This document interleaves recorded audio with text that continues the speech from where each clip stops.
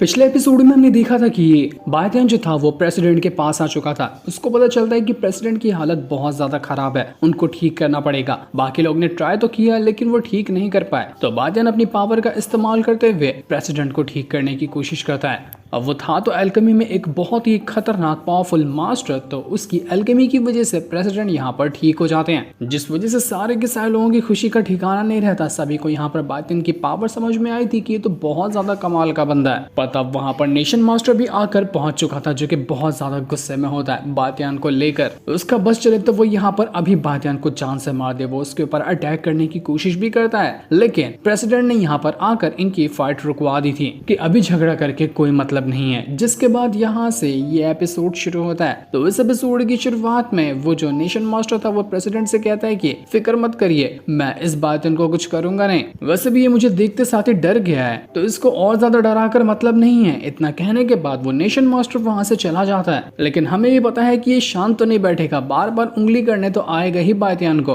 Prince जो था वो यहाँ पर बायतियान से कहने लग जाते कि ये जो नेशन मास्टर है ना, ये बहुत घटिया इंसान है, तो तुम जरा आगे भी ना सावधान रहना, कोई भी लापरवाही मत करना, वरना कब पता चले कि ये आकर तुम्हारे ऊपर अटैक कर दे। तो प्रिंस भी कहता है कि तुम्हारा शुक्रिया मुझे चेतावनी देने के लिए। प्रेसिडेंट जो था वो यहाँ पर बायतियान से कहने लग जाता है कि बायतियान तुमने मेरी जान बचाई है, इसके बदले मैं तुम्हें कुछ दे तो नहीं सकता, लेकिन हाँ मेरी तरफ से एक छोटा सा गिफ्ट है, उसे तुम एक्सेप्ट करो। मेरे एल्केमी रूम के अंदर जाकर तुम्हें जो हर्ब्स पसंद आते हैं ना, तुम उस हर्ब्स को ले सकते हो। मुझे बड़ी खुशी महसूस होगी अगर तुमने कोई हर्ब्स लिया तो। यहाँ पर बायतियान मना करने वाला था कि नहीं इसकी कोई जरूरत नहीं है, पर प्रिंस उसे रोकते हुए कहता है कि नहीं बायतियान तुम ले लो इसे, कम से कम कुछ तो हमें करने दो तुम्हारे लिए। तो ये सुनकर यहाँ पर बायतियान भी उन हर्ब्स को लेने के लिए तैयार हो चुका था। प्रेसिडेंट यहाँ पर मूरोंग से कहता है कि जाओ और बायतियान को एल्केमी रूम के अंदर ले जाओ, और जो सबसे बेस्ट वाले हर्ब्स होंगे ना उसको बायतियान को दे देना। तो वो जो मूरोंग थी वो यहाँ पर बायतियान को एल्केमी रूम के अंदर ले जाने लगती है। बायतियान यहाँ पर प्रेसिडेंट का शुक्रिया भी करता है कि आपका बहुत बहुत शुक्रिया, आपने जो मुझे इतना अच्छा गिफ्ट दिया है। जिसके बाद वो और मूरोंग दोनों एल्केमी रूम के अंदर आ जाते हैं। ये रूम बड़ा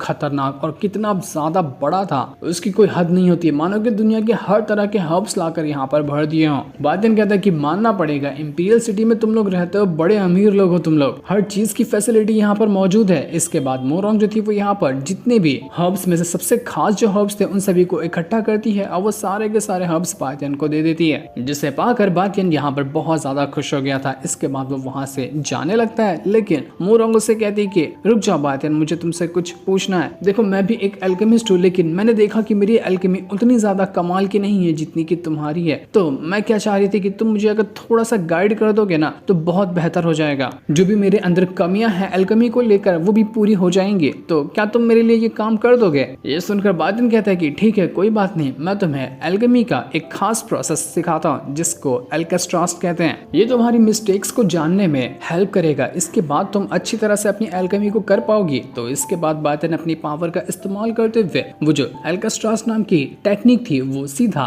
उस मूरोंग के अंदर ट्रांसफर करना शुरू कर देता है, जिस वजह से वो एक अलग ही वर्ल्ड के अंदर जा चुकी थी और वहां पर वो जो एल्केस्ट्रास्ट वाली टेक्निक थी वो पूरी की पूरी तरह से मूरोंग के अंदर समा जाती है, जिस वजह से उसको बहुत अच्छा महसूस हो रहा था कि अरे वाह, मुझे लगता है कि मुझे और अच्छी तरह से एल्केमी की जानकारी हो गई। भाईजान तुम्हारा बहुत बहुत शुक्रिया मेरी हेल्प करने के लिए, लेकिन मैं तुमसे ये भी पूछना चाहती हूँ कि आखिर तुमने मेरी हेल्प क्यों की? क्योंकि अभी जो एल्केमी का कंपटीशन आने वाला है ना उसमें तो मैं भी पार्टिसिपेट कर रही हूँ, क्या पता तुम्हारी इस हेल्प की मदद से मैं तुम्हें ही एल्केमी के कंपटीशन में हरा दूं तो फिर कैसा लगेगा? तो बायतियान कहता है कि उसकी फिक्र करने की कोई जरूरत नहीं है, अगर तुम मुझे हरा देती हो ना तो मुझे अच्छा ही लगेगा। तुम्हें बेस्ट ऑफ लक है उस कंपटीशन के लिए, उम्मीद है कि हम दोनों की मुलाकात उस कंपटीशन में जरूर होगी। मूरोंग तो बहुत ही ज्यादा खुश हो गई थी बायतियान को देखकर कि इतने अच्छा बंदा मैंने अपनी लाइफ में कभी नहीं देखा था, बहुत अच्छा इंसान है बायतियान। जिसके बाद बायतियान जो था वो वहां से बाजार में घूम रहा होता है, लेकिन जैसे वो आगे बढ़ता है वहां पर चैन और रांजी दोनों आकर पहुंच जाते हैं। चैन तो सीधा भागते हुए बायतियान के पास जा रही थी कि बायतियान जरा इधर तो देखो। वो भाग कर बायतियान को गले लगाने की कोशिश करती है, लेकिन बायतियान कहता है कि नहीं, इसको थोड़ा और मजा चखाता हूँ, इसलिए वो सीधा भाग कर जाता है। ऐसा लग रहा था चैन को कि वो उसको गले लगाएगा, लेकिन वो उसको इग्नोर मारते हुए सीधा रांजी के पास आ जाता है और उससे कहता है कि रांजी तुम ठीक तो हो ना, बताओ जरा यहाँ पर आना कैसे हुआ, क्या करने आई थी तुम यहाँ पर? जो देखकर चैन के गुस्से का ठिकाना नहीं रहता कि छोड़ूंगी नहीं इस बायतियान को, हमेशा ये मुझे इग्नोर इग्नोर मार देता है। आखिर मैंने क्या बिगाड़ा है इसका। रंस जो थी वो यहाँ पर बातें से कहने लग जाती कि कुछ खास नहीं, मैं रास्ते में जा रही थी ना तो मुझे चैन मिल गई, तो चैन ने मुझे अपने साथ कर लिया, इसलिए हम दोनों यहाँ पर आ गए तुमसे मिलने के लिए। तभी वहां पर वो दोनों लड़कियां भी आकर पहुंच जाती जिसको कुछ टाइम पहले बातियान ने बचाया था।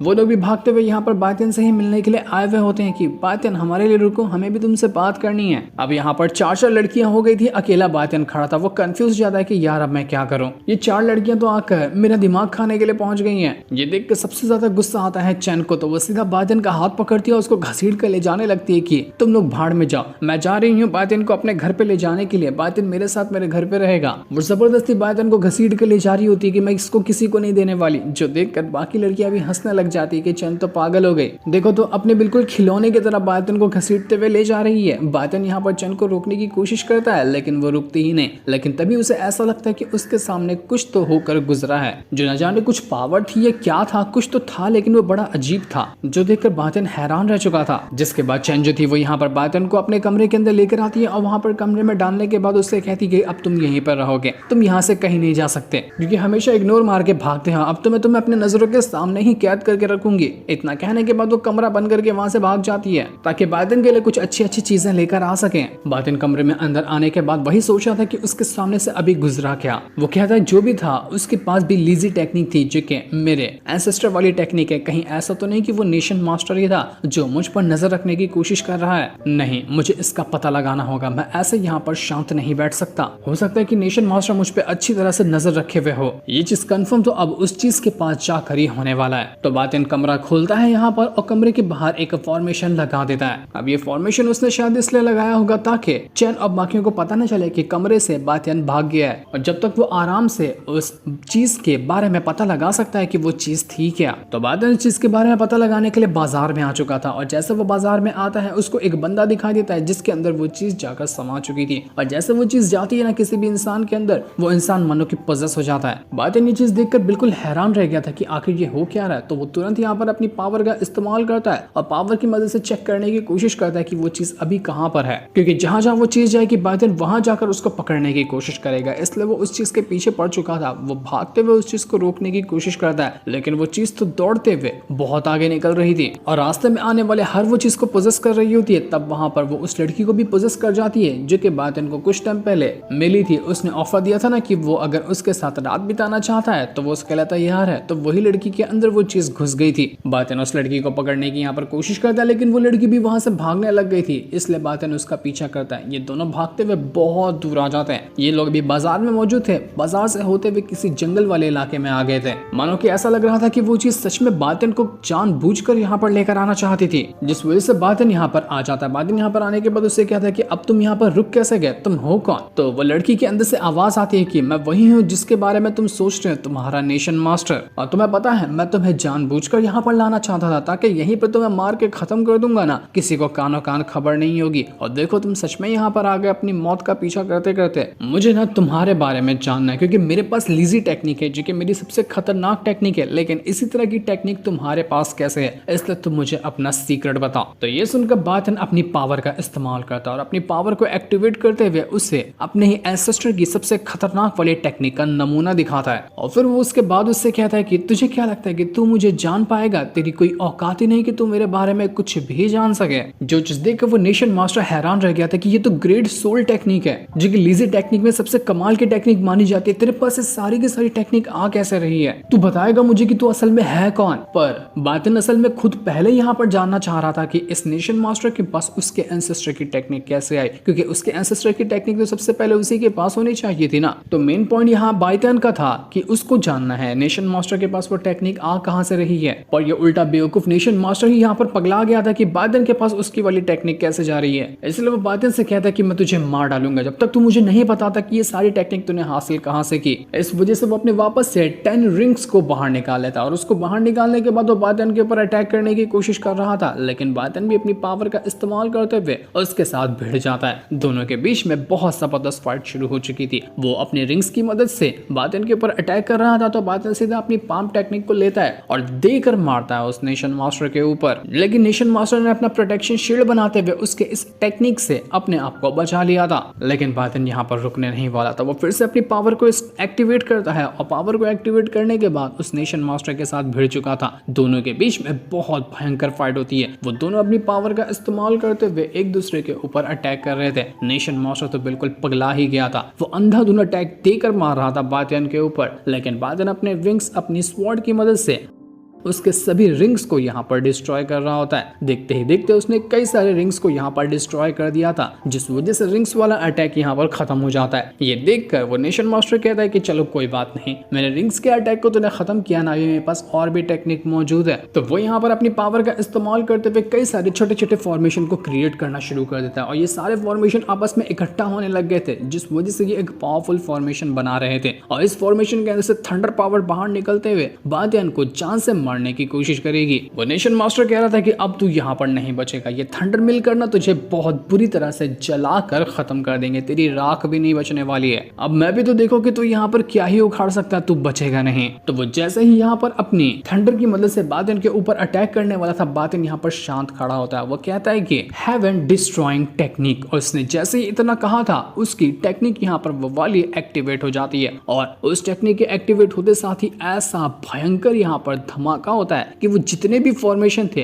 वो सब यहाँ पर डिस्ट्रॉय होकर खत्म हो जाते हैं। क्या ही कमाल की डिस्ट्रॉइंग टेक्निक बायदन के पास थी, जिस वजह से सारा फॉर्मेशन खत्म हो गया। नेशन मास्टर पगला गया था कि तूने मेरे दो अटैक को कैसे डिस्ट्रॉय कर दिया, पहले रिंग्स वाला अब ये फॉर्मेशन वाला, मेरे अटैक का तुझ पे असर क्यों नहीं हो रहा, तेरे पास इतनी कमाल की टेक्निक आई कैसे, तू है कौन, तू मुझे अपने बारे में बताएगा। मुझे नहीं लगता कि कोई तुम मामूली बंदा है, तू बहुत ज्यादा खतरनाक है, मुझे तेरे बारे में जानकर ही रहना, चाहे कुछ भी क्यों ना हो जाए। तो उससे पहले बायदन यहाँ पर उससे पूछ लेता है कि चल मैं तुझे अपने बारे में बताऊंगा, लेकिन उससे पहले तू मुझे बता कि असल में तेरे पास ये लीजी टेक्निक आई कैसे, क्योंकि ये टेक्निक का सोर्स तो मेरे पास है। तो ये सुनकर नेशन मास्टर कहता है कि भाड़ में जा, ये तो मैं तुझे नहीं बता सकता, तू अपना मुझे बता, लेकिन मैं अपना वाला तुझे नहीं बताऊंगा और तुझे मार मार कर तुझसे ये राज जान भी लूंगा। तो वो फिर से आ चुका था बायदन के साथ फाइट करने के लिए, लेकिन बायदन उसको मार मार कर उठा कर पटके जा रहा था। अब तो नेशन मास्टर की दोनों टेक्निक खत्म, तो वो बहुत कमजोर नजर आ रहा होता है। तो बायदन इसी मौके का फायदा उठाते हुए उसके ऊपर ढेर सारे अटैक करता है, जितना हो सकता था वो उसके ऊपर अटैक कर करके उसकी वाट लगाने की कोशिश कर रहा था। वो नेशन मास्टर यहाँ पर बायदन के अटैक से बचने की कोशिश करता है, लेकिन जब बायदन अपने यहाँ पर बहुत सारी स्वॉर्ड को एक साथ उस लड़की की ओर ही फेंक देता है, तो तुरंत ही यहाँ पर से नेशन मास्टर उस लड़की के अंदर से बाहर निकल कर आ चुका था और इस वजह से वो स्वॉर्ड सीधा लड़की को लगती और लड़की की जान चली जाती। पर बायदन ने सही टाइम पे आकर अपनी स्वॉर्ड्स को रिटर्न कर लिया था, जिस वजह से लड़की की जान बच जाती है और साथ ही साथ नेशन मास्टर जो अपनी सोल को यहाँ पर लड़की के अंदर डाला था वो भी निकलकर वहां से भाग चुकी थी। ये देखकर बायदन एकदम ही ज्यादा हैरान रह जाता है कि ये नेशन मास्टर तो अपनी सोल को भी किसी के अंदर ट्रांसफर कर सकता है और यही वो चीज थी जो कि मुझे पहले भी दिखाई दी थी। आखिर नेशन मास्टर के पास इस तरह की टेक्निक आ कहां से रही है। वो नेशन मास्टर की जो सोल थी वो यहाँ पर बायदन से कहती है कि अभी तो तू बच गया बेटे, लेकिन अगली बार बचेगा नहीं। इस बार मैं उतनी तैयारी के साथ नहीं आया था, मैंने तुझे अंडर एस्टिमेट किया कि तू यहाँ पर कमजोर होगा, लेकिन नहीं, तू बहुत पावरफुल है, तो मुझे भी अगली बार पूरी तैयारी के साथ आना पड़ेगा। जी ले अपनी जिंदगी, जितना दिन और तू जिंदा रह सकता है, लेकिन तू मरेगा तो मेरे ही हाथों। लेकिन बायदन को उससे क्या ही फर्क पड़ने वाला था। वो कहता है कि तू आ जा बेटे, देखो जब आना है, क्योंकि मैं यहीं पे खड़ा हूँ तेरा इंतजार करते हुए। मैं भी तो देखूं कि जितना तू बोल सकता है उतना तू कर सकता है या नहीं कर सकता है। इन दोनों की फाइट अभी तक तो खत्म नहीं हुई थी, लगता है कि वापस से दोनों की फाइट होगी और नेशन मास्टर अगली बार पूरी तैयारी के साथ आएगा, जिससे इनको दिखाते हैं। साथ ही ये एपिसोड यहीं पर एंड हो जाता है।